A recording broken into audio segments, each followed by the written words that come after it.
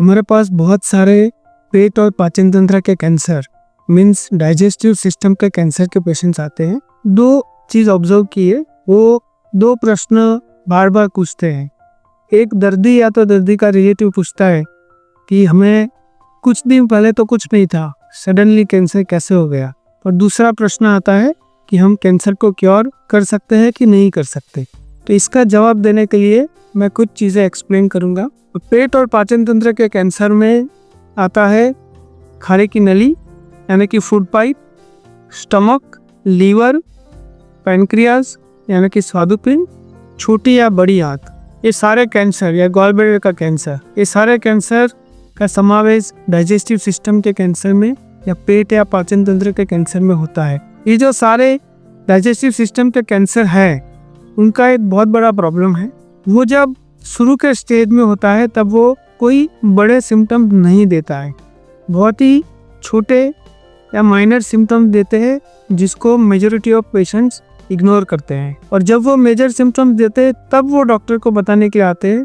तब जब हम इन्वेस्टिगेट करते हैं और पता चलता है कि कैंसर एडवांस स्टेज में है और दर्दी को या दर्दी के रिलेटिव को लगता है कि कुछ दिनों पहले तो कोई तकलीफ नहीं थी, अचानक से कैंसर कैसे आ गया। सो कैंसर अचानक से नहीं होता है, वो काफ़ी टाइम से पेट में होता है, लेकिन हम उसके अर्ली सिम्टम्स को इग्नोर करते हैं, इसलिए हम उसको डिले स्टेज में डायग्नोस करते हैं।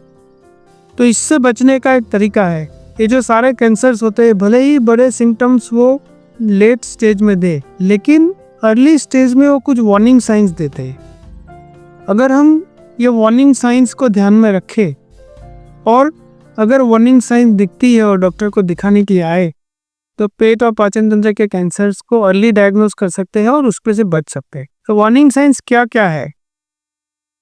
भूख नहीं लगनी, काफ़ी सारा वेट लॉस होना, सिग्निफिकेंट वेट लॉस और सिग्निफिकेंट भूख नहीं लगनी कुछ लंबे टाइम तक, वो बड़ी सीरियस साइंस है।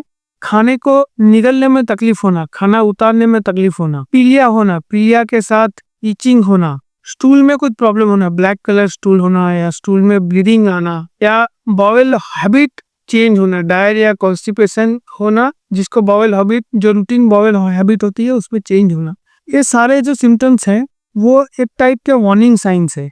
अगर इसमें से कोई भी सिम्टम्स आता है तो डॉक्टर को तुरंत दिखाना चाहिए।